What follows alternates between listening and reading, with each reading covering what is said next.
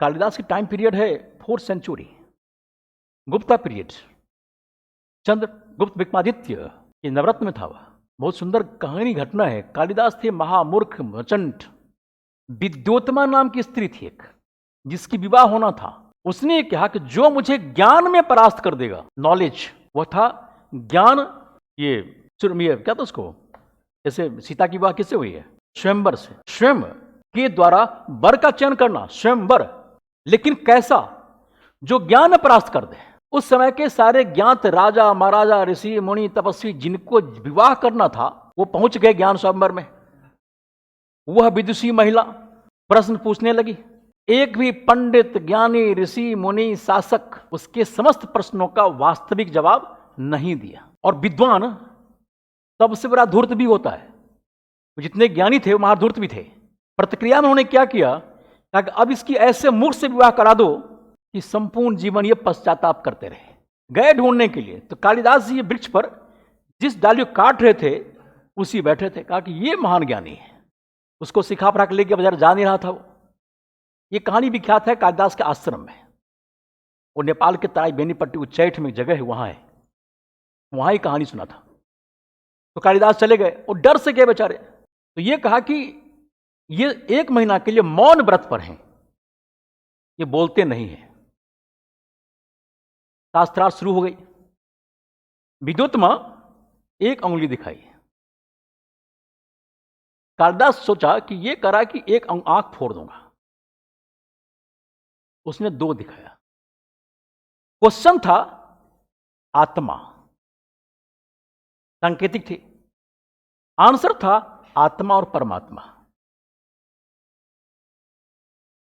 Answer मिल गया।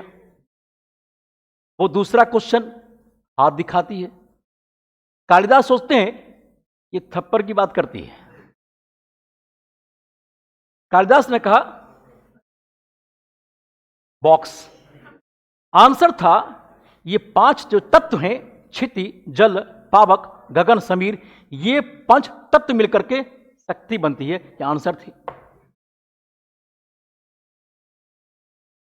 इसी को भारत में संस्कार और भाग्य कहा है। न जाने किसकी संस्कार में कौन किससे शादी किसकी हो जाए। कई सारे सांकेतिक में विवाह हो गई। जब कालिदास जी अपने पत्नी से मिलने के लिए गए तो विद्योत्तमा विशुद्ध क्लिष्ट पाणिनि की भाषा में संस्कृत वार्ता कर रही है। कालिदास क्या कहा होगा? वो ये कहा होगा अहम संस्कृत ना जानामि। वो मन ही मन कहा होगा मैं संस्कृत नहीं जानता। अब वह कहने के बाद वह स्त्री व पत्नी अपने पति से कितनी संतुष्ट हुई होगी, अनुमान कर लीजिए। भारत में 3 पति हैं ज्ञात, पत्नी प्रताड़ित। हिस्ट्री में उससे अधिक जाओगे तो नरेंद्र मोदी भी पत्नी प्रताड़ित है। तुलसीदास को भी रत्नावली से प्रताड़ित माना जाता है। रत्नावली। अब दोनों में हुई विवाद। कालिदास को जितना प्रताड़ित किया वह लौट गए उस स्थल से और चले ज्ञान ढूंढने के लिए। वो पहुंच गए मिथिला के क्षेत्रों में। और वो है, असल जन्म है उज्जैन में। बड़ी विचित्र इतिहास है कालिदास के। जन्म उज्जैन में है।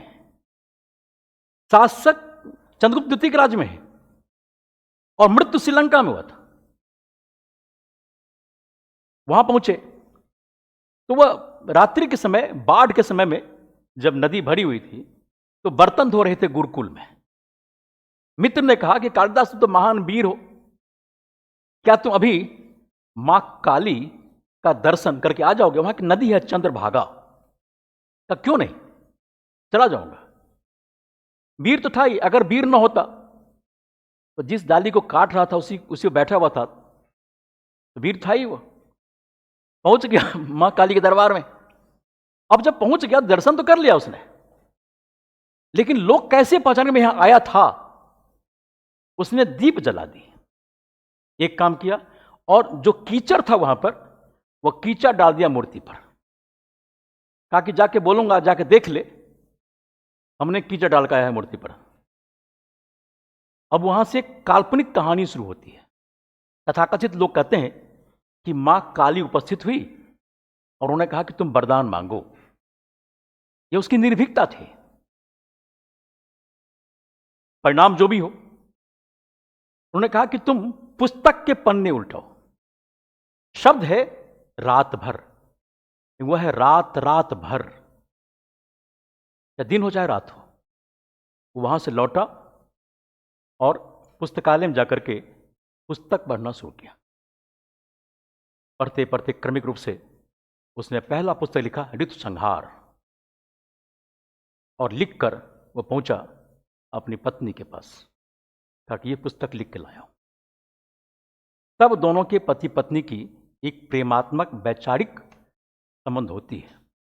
उसके पश्चात रघुवंश, कुमार संभव, मालविकाग्निमित्रम, अभिज्ञान शाकुंतलम, विक्रमोर्वशीय, ऐसे कई पुस्तक की रचना कालिदास ने कर दी। और हमारा क्वेश्चन है कि कालिदास किस लिए प्रसिद्ध थे? वहां कहते उपमा कालिदासस्य, उपमा के लिए। आर एस प्री क्वेश्चन, क्योंकि माघ जो जालौर के थे, भास और दंडिन कालिदास की एक समतुल्य कविता है। कालिदास रचना की वो जो उपमा कालिदास का घटनाक्रम है, एक सूखा हुआ वृक्ष था।